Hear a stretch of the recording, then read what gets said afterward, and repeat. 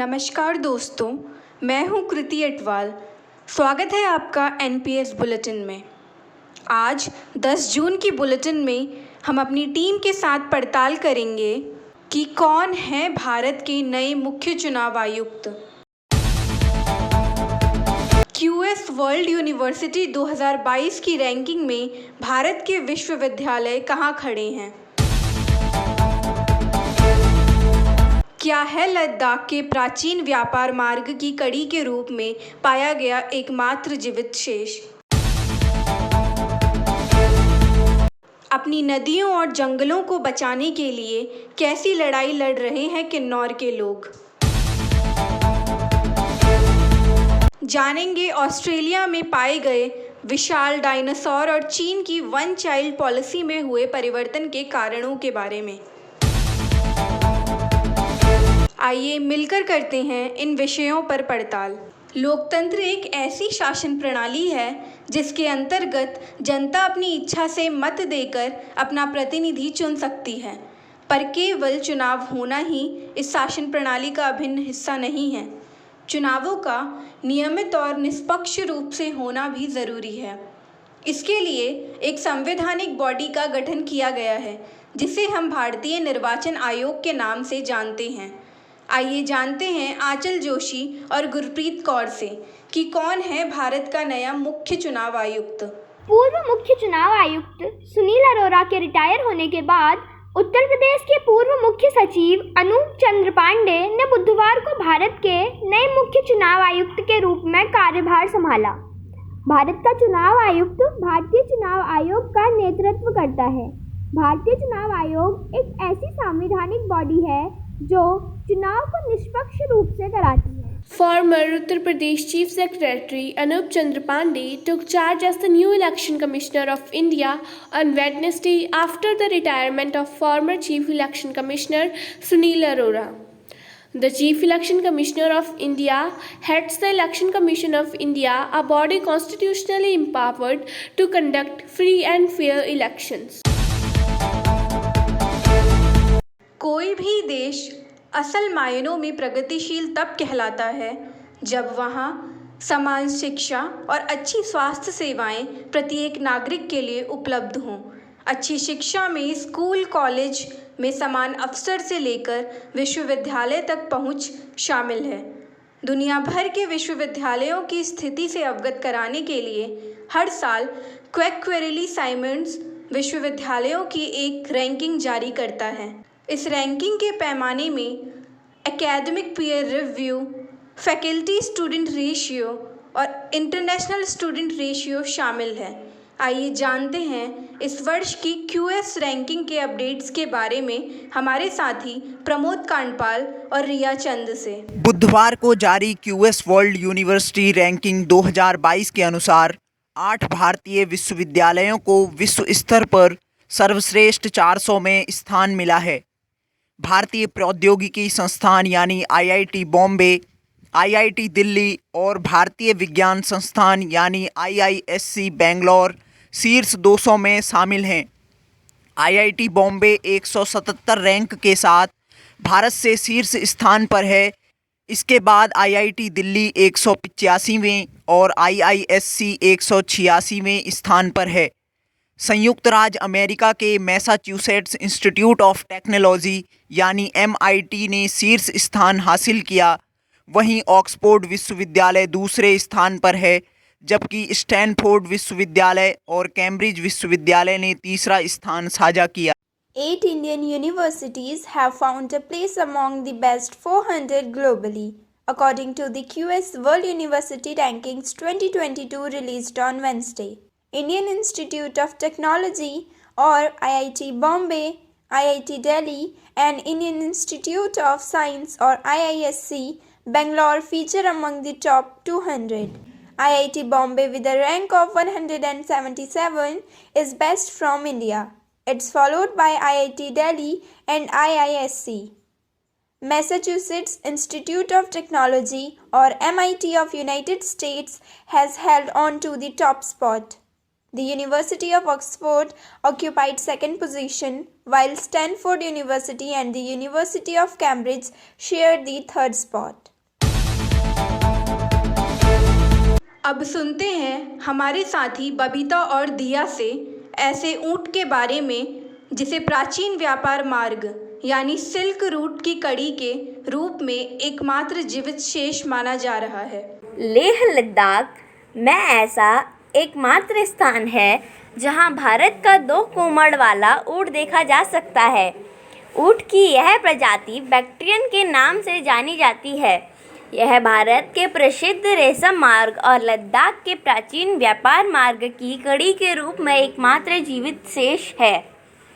अभी तक के नवीनतम जनगणना के अनुसार लेह जिले और पूरे देश में 298 बैक्ट्रियन ऊँट हैं। जानते हैं रेशम मार्ग या सिल्क रूट के बारे में। रेशम मार्ग एक ऐतिहासिक व्यापार मार्ग था जो ईसा पूर्व 2री शताब्दी से 14वीं शताब्दी ईस्वी तक रहा। यह चीन, भारत, पर्सिया, अरब, ग्रीस और इटली को पार करते हुए एशिया के भूमध्य सागर यानी मेडिटेरियन सी तक फैला हुआ था। उस दौरान रेशम का भारी व्यापार होने के कारण इसे सिल्क रोड कहा जाता था। Leh Ladakh is the only place where one can see double hump camel in India.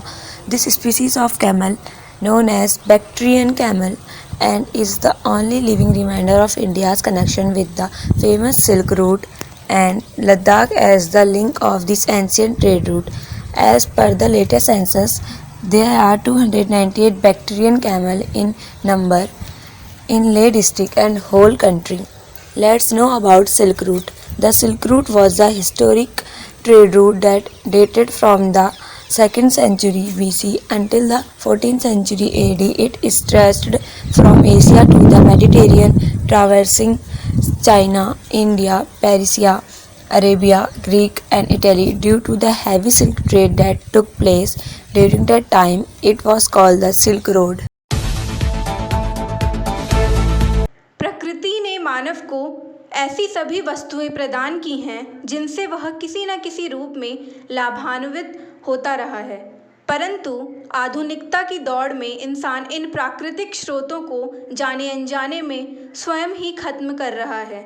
बांधों के खतरे से बार बार रिसर्चर्स हमें अवगत करा रहे हैं, लेकिन अभी भी हमारे विकास के नाम पर बनाई जाने वाली पॉलिसीज़ आगे के लिए बड़े खतरे का संकेत बन रही हैं।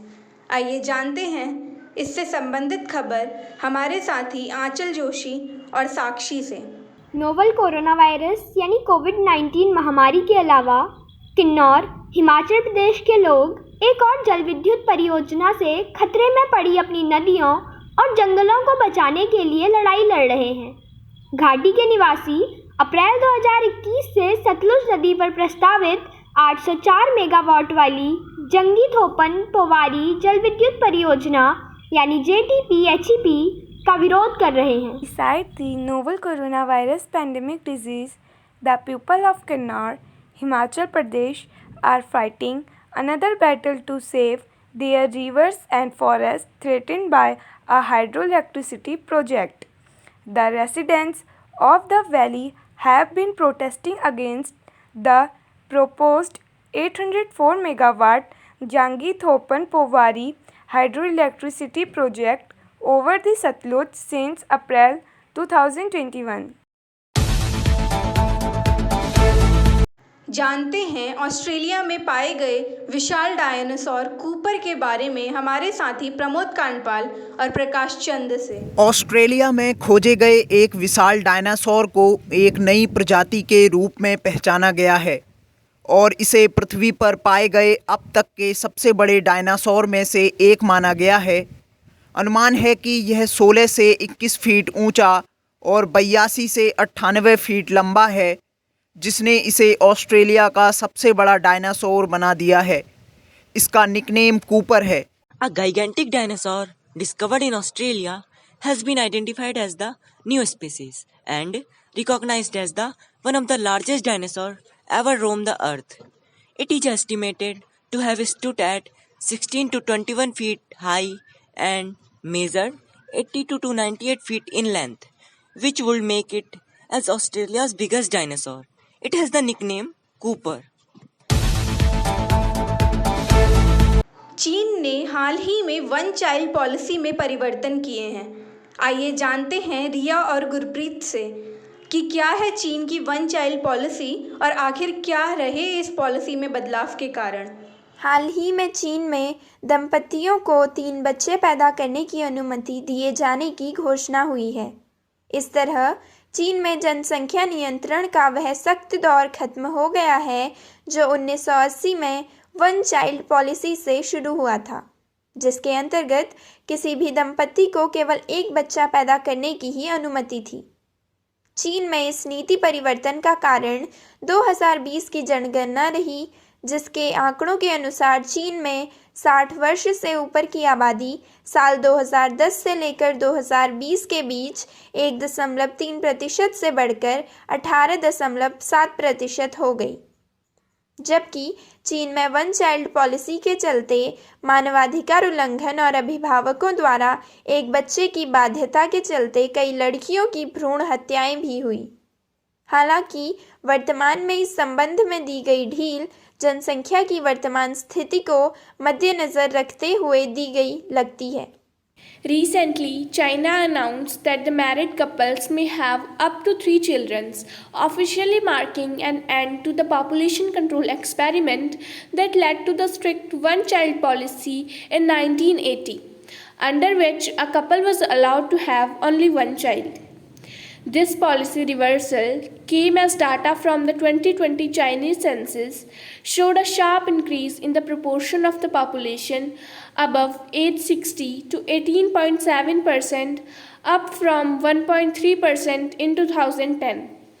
Whereas China's one-child policy led to human rights abuses and as a compulsion to the parents, which encouraged sex-selective abortion. However, at present, the relaxation in this regard seems to have been given, keeping in view the present condition of the population.